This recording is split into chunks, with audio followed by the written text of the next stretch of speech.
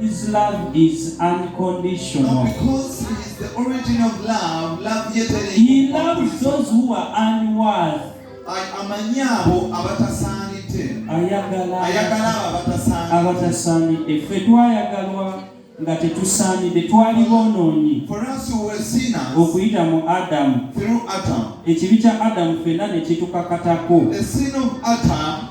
Ekintu kino kikuzaalirwamu. This thing it is born. Kiringa nga bw'olaba omuyaayu. It's like when you see a wild cat.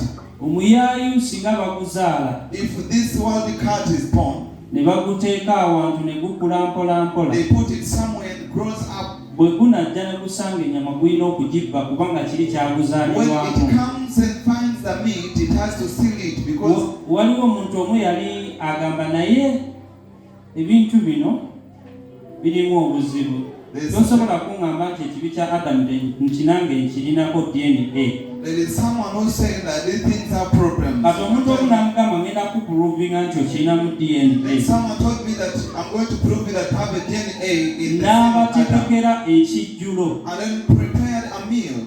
N'aleeta dishes bingi nga bijjudde obuwoowo. He brought so many dishes.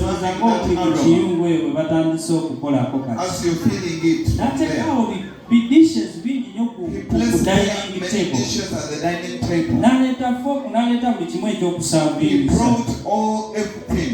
N'abagamba mujje mulye. And he told them, n'abagamba buli muntu yenna oli wa ddembe okulya buli ky'oyagala. I told them you're free to eat each and everything. Naye kyekibakulya ekyo. But that dish, temukikwatako. Don't touch it. Ebyo ebirala byonna mubikule mulye naye kyekintu kyetaaga mumakati awo everything, but what a blessing me to. Bayita maladies. The 7 maladies we inherit from Adam. There are 7 marriages that we inherit from Adam. Ebintu ebyo nga mbala za Adam. Ekimu ku byo kwagala okumanya ennyo ebitatukwata. One of the things we need to know what's about us. Kati abantu ne batandika okugamba ng'omusajja badde ebintu birungi byonna ne babikula ebisowaani buli omu ali ebintu bingi byonna biwooma okufaako. Kati kino ekidiishi kyagambye nti no tetukikwata. Now they wanted to find why did he say kirimu ki kino. What is in this dish? Kati bagamba curiosity killed the what? N'olwo abasomesa babuzi. Curiosity killed the what? Kati ono nga buli omu ng'awulira ekintu kimusunda gamba ekintu kino yataddemu ki. Everyone decided to know what was in that dish. Yet he gave them the rest naye olw'omwoyo oli n'amaliriza ng'akutte ku kibakuli kati ni bw'ati mbwalingizeeko kati nkumba oli yataddemu erimese. This is what it means to have the DNA of Adam. We are all born sick. So now that sin is within us. Kwagala kwa Katonda. So that love of God. Wajjanga tetusaanidde. It came when we are not worthy. Naye natulaga omukwano. But he showed us love. N'agamba nti what they call Katonda atuwadde omukisa okutwala saddaaka ey'okusinza. So the Lord has given us the grace to take the sacrifice of worship. He is going to outpour his love unto us. Agenda kuyiwa omukwano gwe ku ffe. Osaana kikubireko ne mu ngalo. Omukwano gwa Katonda kitegeeza kusumululwa. The love of God means deliverance. Kitegeeza ebintu bingi.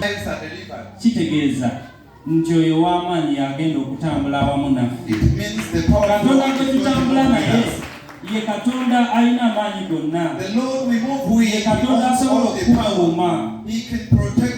Kati kitegeeza nti olw'okuba oli mu mukwano naye okuyita mu mwaka ogw'okusinza ebintu byonna bigenda kubeera ku protection.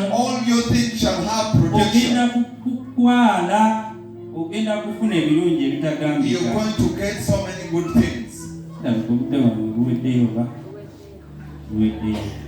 Amaanya nina mangi. I have a list of names. Naye we still have time because we are having a year. The year of carrying the sacrifice of worship. So I want you to embrace this word so much because the Lord has given us a great opportunity. And we thank Him for that. May the Lord bless you.